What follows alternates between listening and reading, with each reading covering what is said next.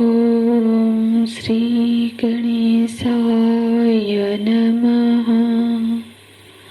ओम श्री सरस्वत्यै नमः। ओम श्री गुरुभ्यो नमः।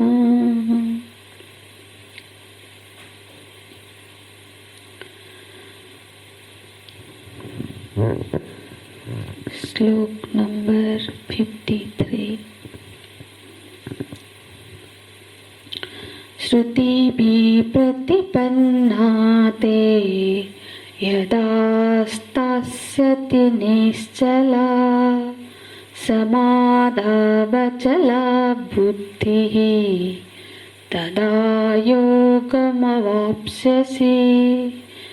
तदा योगमवाप्स्यसि।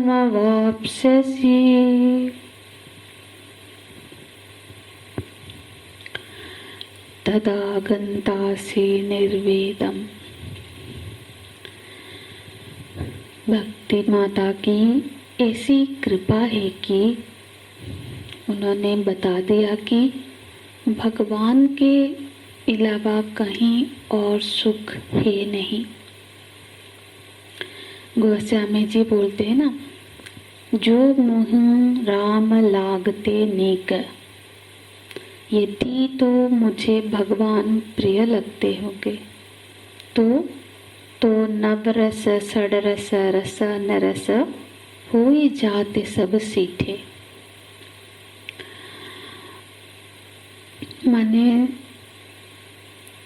उस दिन ये जो यदि मुझे जो मोह राम लागते नीके, यदि तो मुझे जिस दिन भगवान से प्रेम हो जाए, भगवान से जुड़ाव हो जाए, उस दिन फिर ये जो नव रस है, ये जो सारे षड रस है, ये सब मुझे फिर अच्छे नहीं लग रहे होते। यदि आज के दिन मुझे ये सब में रस आ रहा है, माने इसका मतलब है कि अभी मुझे भगवत रस का मेरी बुद्धि ने वो स्वाद नहीं चखा है। नवरस माने जो वाणी के नवरस होते हैं ना, षडरस जो भोजन में है, तो अभी भी यदि सब इन सब में आसक्ति बनी हुई है, भोजन में, वाणी में, इसका मतलब है कि अभी वो भगवत रस का स्वाद आस्वादन नहीं हुआ है। तो वही बात भगवान बोल रहे हैं कि योग बुद्धि ऐसी स्थिति में पहुंचा देता है जहां ये जो सारे विषयों से आकर्षण हट जाता है, मोह कालुष्य निकल जाता है और फिर उसके चित्त में विरक्ति का भाव, वैराग्य का भाव आ जाता है। तो ये जो ऐसी स्थिति होती है जो कि योग बुद्धि में रहते रहते धीरे धीरे एक दिन ऐसी घटना होती है, घट जाती है। तो जिस दिन ऐसा हो गया, जिस दिन हमारे अंदर ऐसे भाव प्रकट हो गए, ऐसी स्थिति बन गई, उस दिन फिर मान लेना है कि उस दिन ये जो योग बुद्धि सफल हो गई। यदा ते मोह कलिलम बुद्धिर्व्यति तरिष्यति। ये योग बुद्धि का चरम फल है। तो जो योग बुद्धि के सहारे परम वैराग्य को प्राप्त हो गया है, फिर वो जिज्ञासु बनता है। फिर उसके मन में प्रश्न उठते हैं कि मैं कौन हूँ, मेरी स्वरूप क्या है। माने उसको जिज्ञासु के पृष्ठभूमि जब उसकी फिर बन जाती है, तो फिर भगवान ने स्पष्ट ही बता दिया कि यहाँ पे कि बिना भक्ति के, बिना योग बुद्धि के, बिना ईश्वरार्पण बुद्धि के, ईश्वरार्पण बुद्धि के आश्रय लिए बिना सांख्य बुद्धि में, ज्ञान मार्ग में प्रवेश नहीं हो पाता है। तो फिर जो लोग ऐसा बोलते हैं ना कि भक्ति का मार्ग है अलग है, ज्ञान का मार्ग अलग है, तो फिर ऐसा तो नहीं दिखता है, क्योंकि बिना भक्ति के आश्रय लिए, बिना उपासना के आश्रय लिए आगे की यात्रा, ज्ञान मार्ग की यात्रा संभव ही नहीं है। तब अब आगे के श्लोक में भगवान सांख्य योग की फलश्रुति बताते हैं। सांख्य योग की चर्चा तो पहले श्लोकों में हो चुकी है। 11वें श्लोक से लेके 30वें श्लोक तक भगवान ने सांख्य बुद्धि की वर्णना की, और अब यहाँ पे 53वें श्लोक में सांख्य योग बुद्धि की महिमा या फलश्रुति का वर्णन करते हैं। तो भाष्यकार, भगवान भाष्यकार बोलते हैं, मोह कलिलम अत्यय, मोह कलिल से परे जानने के, उसका जो फिर आत्मा संबंधी प्रज्ञा की प्राप्ति होती है। तो ये जो विवेक रूपी प्रज्ञा है उसकी प्राप्ति कैसे होती है, तो तत्श्रुणु, तो उसको जानने के लिए ये वाला श्लोक देखेंगे, जिसका सांख्य बुद्धि की प्राप्ति हो उसका अंतिम फल क्या है।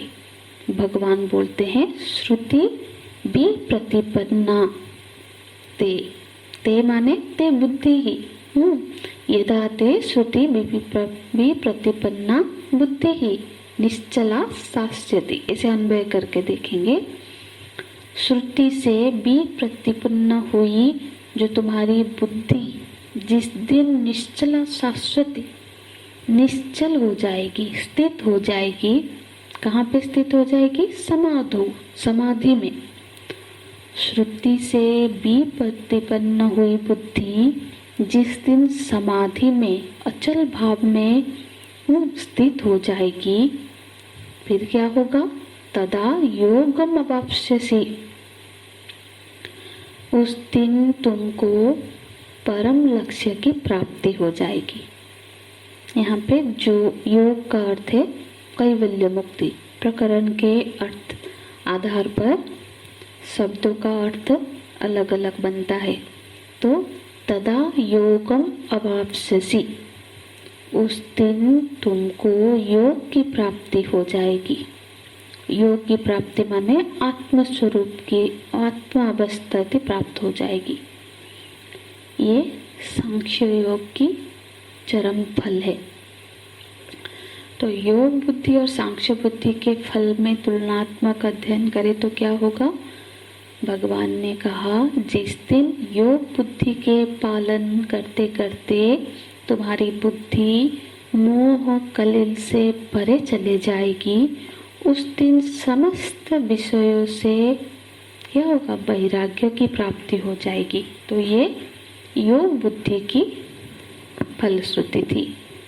तो अब ये तो 52वें श्लोक में बताया, अब बता रहे हैं कि सांख्य बुद्धि से जिस दिन तुम्हारी बुद्धि समाधि में स्थित हो जाएगी, उस दिन स्वरूप अवस्थान को प्राप्त हो जाएगी।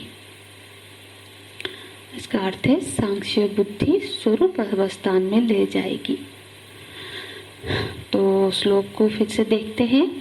श्रुति भी प्रतिपन्ना, श्रुति माने क्या, श्रुति माने यहाँ साधारण श्रवण, मतलब जो सब सुना हुआ है।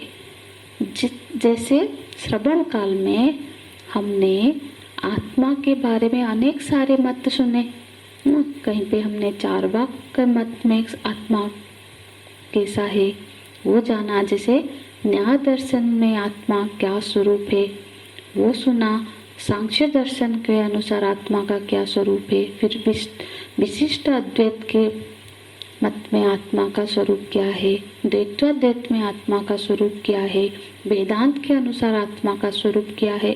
श्रुतियों मतलब श्रुति में बहुत सुना। तो अनेक श्रवण साधनाओं के साधनों से हमने आत्मा के विषय में अनेक सारे स्वरूप की, अनेक सारे मतों को सुना। उससे क्या हुआ, हाँ, हमारी बुद्धि भी प्रतिपन्न हुई।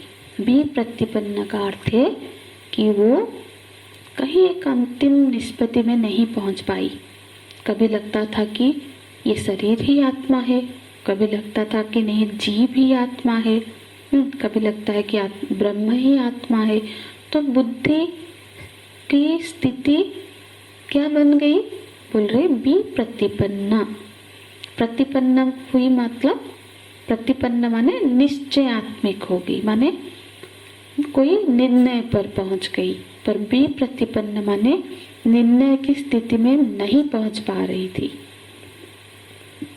तो भगवान बोल रहे हैं कि अनेक निर्णयों को, अनेक शास्त्रों को, अनेक तरह के दर्शनों को सुनते सुनते जो हमारी बुद्धि, जो तुम्हारी बुद्धि निर्णयों को धारण करने वाली बुद्धि नहीं थी, कोई निर्णय में नहीं पहुंच पा रही थी, ऐसी जो बुद्धि थी, जब ऐसी बुद्धि सांख्य बुद्धि का आश्रय लिया, मतलब सांख्य बुद्धि मतलब भगवान ने जो आगे जो वेदांत की चर्चा की, जो भगवान ने आगे के श्लोकों में आत्मा के स्वरूप के बारे में वर्णन किया, वही बुद्धि माने बता उस बुद्धि में जब स्थित हो गई तो फिर जो अनेक निर्णय से बिखरी हुई बुद्धि थी वो एक ही निर्णय में पहुंच गई। सिर्फ निर्णय में पहुंच गई ऐसा नहीं, वो वहाँ स्थित हो गई। जो अंतिम निर्णय उसको प्राप्त हो गया तो वहाँ पर बुद्धि स्थित हो गई, अचल हो गई। तो बोलते हैं शास्यति निश्चला, अब अचल हो गई, अब कोई उसको डगमगा नहीं सकता।